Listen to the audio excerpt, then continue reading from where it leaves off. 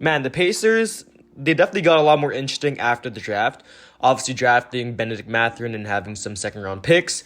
Now, the real question is, where do they go next from here? Because they still have a lot of moves to make. I mean, in my opinion, they still need to move some players, some key players that can, get some value out of them.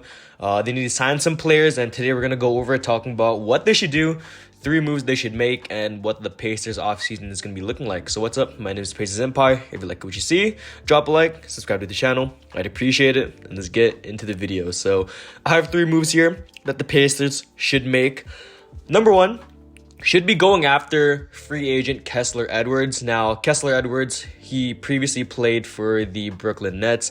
As he only was getting 20 minutes a night with them. His season stats basically were 6 points per game, around 3.5 rebounds and 0.6 assists. Now, in 20 minutes a night, he shot 41% from the field and 35% from 3. I think Kessler, he definitely would fit in with the Pacers starting lineup, or even off the bench. I mean, he's a small forward. He can definitely play the small forward position, and he was shooting 35% from 3, which definitely the Pacers need. I mean, they need a lot more floor spacers after TJ Warren left.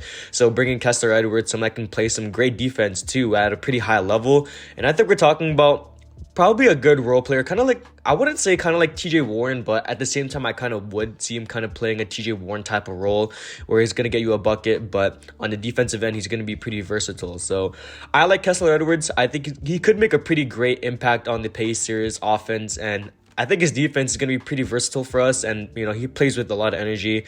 He's only 20 years old too, so he could definitely emerge as the starter for the Pacers lineup.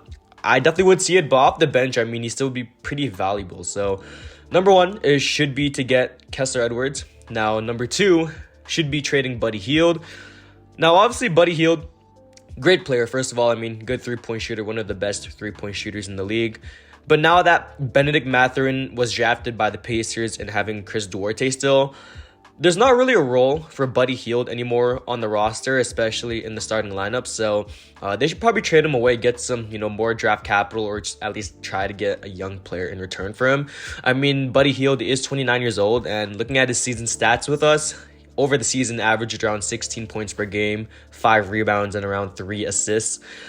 He's going to have a lot of value. First of all, I think any contender that needs a good 3-point shooter, they're going to really need to look for a Buddy Hield trade, because I think a lot of contenders, I think they really could use Buddy Hield. I mean, the Lakers were linked to Buddy Hield one time, I want to say in the regular season. A lot of teams were linked to Buddy Hield, and I think his trade market value should be pretty high right now, as there's been a lot of noise in the free agency market and a lot of moves. So I think a lot more teams are going to try getting involved in a Buddy Hield trade, maybe even a 3-team trade at that if other teams are interested. So I think a Buddy Hield trade could definitely be in the works. Now, looking at his season percentages from the field, I mean, he shot around 41% from the field and around 37% from 3 in around 31 minutes played. So he also did play all 81 games this season, so his injury history is straight nothing. So obviously that can change, next season. We don't know, he could probably get injured, but in terms of his accountability and his ability to play on the court, I mean, it's pretty much proven, and he's one of the healthiest players we've seen on the Pacers roster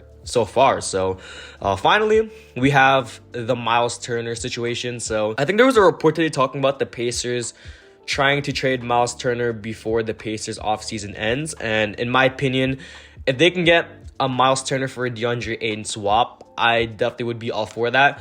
Now, first of all, DeAndre Ayton, he's only 23 years old, so he already fits in with the time frame. And number 2, I think he plays really well alongside Tyrese Halliburton. I mean, the pick and roll with him and Tyrese is going to be pretty amazing. Obviously, Myles Turner fits within the system a lot better because he can stretch the floor better. I mean, looking at his season stats, 13 points per game, around 7 rebounds and 1 assist. Also threw in basically 3 blocks per game on around 29 minutes per game. Shot 51% from the field and 33% from 3.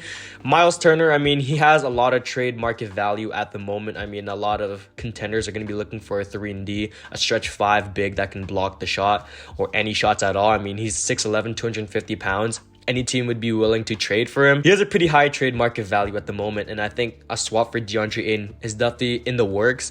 Obviously, the Suns would do this because, they get a good fit in Myles Turner, but they also get rid of DeAndre Ayton, and they don't have to pay him the max. So, trade for DeAndre Ayton it'd be really great. I mean, looking at DeAndre Ayton's stats, he averaged around 17 points per game, around 10 rebounds, shot the ball at 63% from the field and 37% from three in around 30 minutes per game. So yeah, DeAndre Ayton on the Pacers, he definitely gives us some great interior defense, obviously being around 6'11", 250 pounds. He's the same weight as Myles Turner and the same height, so we do get a basically younger Myles Turner, but without three-point shooting. I mean, obviously DeAndre Ayton coming to the Pacers, he's definitely not going to become, the number one option or even the number 2 or 3 option. He's probably going to be behind Chris Duarte and Benedict Mathurin. I think that's how I see it. But for the time being, I mean, DeAndre Ayton coming to the Pacers, he's going to get a lot more run. I mean, I think Pacers fans would definitely like DeAndre Ayton on their roster. We're definitely getting younger with DeAndre Ayton, and I think this is a pretty great move for both teams. I mean, the Suns, they're trying to get one more run out of Chris Paul before he gets too old. I mean, he's around 36, 37 years old. So I'll bring in Myles Turner, who can, win right now, and trade him for DeAndre Ayton. They get off of DeAndre Ayton's contract. They still have Devin Booker, Chris Paul, unless they trade for Kevin Durant, which obviously changes a lot of things. But I mean, DeAndre Ayton for Myles Turner is definitely a pretty much fair trade for each team. So let me know what you guys think about these trades and these moves. I think I like all 3 of these moves personally. I think the Buddy Hield one definitely should be their biggest priority, but at the same time, if they can get Myles Turner for DeAndre Ayton right now, I definitely would do it. And the Kessler Edwards signing, I think he definitely would fit in with the starting 5, obviously slotting into the 3. Maybe have Chris Duarte come off the bench as kind of like a 6-man type of role, which I definitely like him there. And we're talking about one of the better starting 5s in the NBA. I mean, that's a pretty young lineup. Tyrese Halliburton, Benedict Mathurin, Kessler Edwards. You can even have Jalen Smith at the 4 because they did re-sign him. That's the biggest move of the offseason for me. I mean, getting back Jalen Smith was a great move. And 5, DeAndre Ayton. So let me guys know what you guys think about that starting 5. Let me guys know what you guys think about these moves. Head them out. So that's the video. My name is Races Empire. Head them out. Peace.